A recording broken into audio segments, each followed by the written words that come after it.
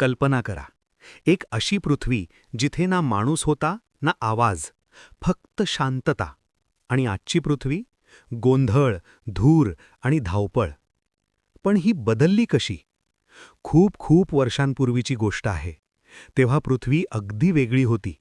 ना इमारती होत्या ना गाड्या, फक्त हिरवागार जंगल, स्वच्छ नद्या आणि मुक्तपणे फिरणारे प्राणी. आकाश इतकं स्वच्छ होतं की रात्री लाखो तारे दिसायचे. नद्या इतक्या निर्मळ होत्या की त्यातलं पाणी आरशासारखं चमकत होतं.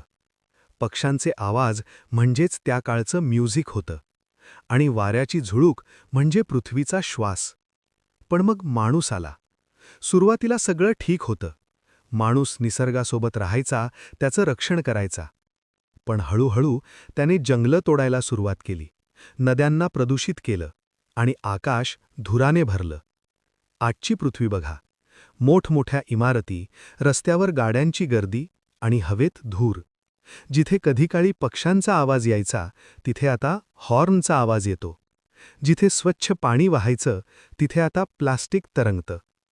पृथ्वी अजूनही जिवंत आहे, पण ती थकली आहे.